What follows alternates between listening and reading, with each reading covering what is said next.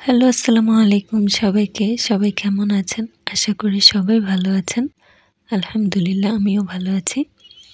তো দেখতেই পাচ্ছেন আমি একটু রেডি হচ্ছি। তো আসলে একটু বের হব তাই আরকি রেডি হওয়া। বের হব বলতে একটু বাসার সামনে পার্কে যাব। আমার আম্মা আর আমার ছেলেকে নিয়ে। আসলে বাসায় থাকতে, থাকতে একটা একঘেয়েমি ভাব চলে আসে। তাই একটু ঘোরাঘুরি করা দরকার আমাদের।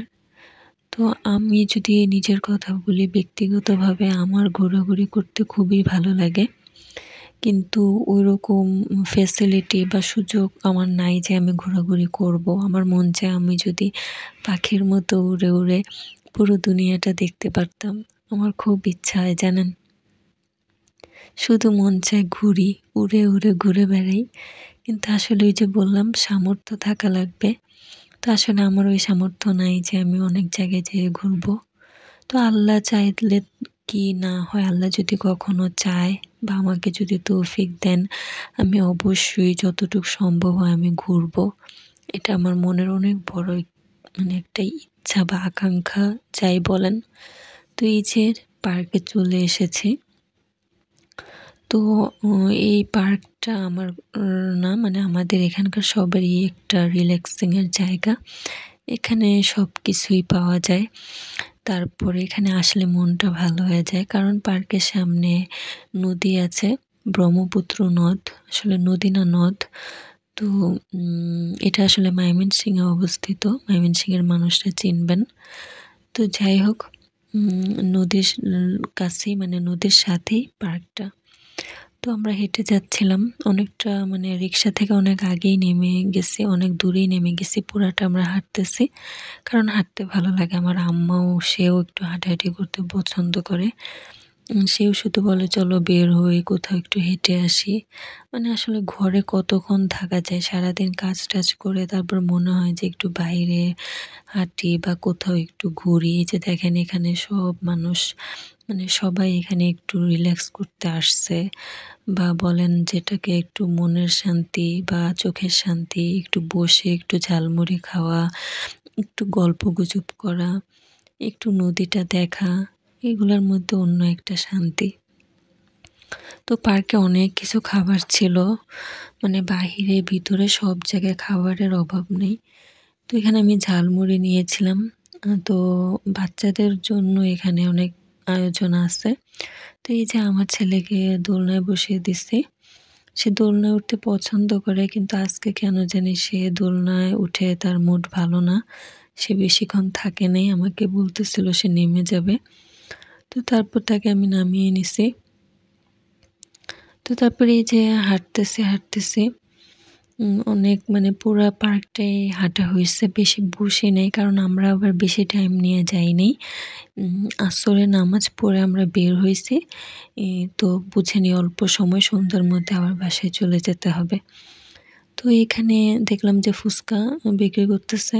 তো ভাবলাম যে একটু ফুচকা খাই, অনেকদিন ধরে খাওয়া হয় না। আমাদের মেয়েদের যেটা হয় যে আমরা ফুচকা পাগল বা ঝালমুড়ি টুকটাক যে ছোটখাটো জিনিসগুলো আমাদের খুব বেশি পছন্দ। তো এখানে আমি ফুচকা অর্ডার করে দিয়েছি।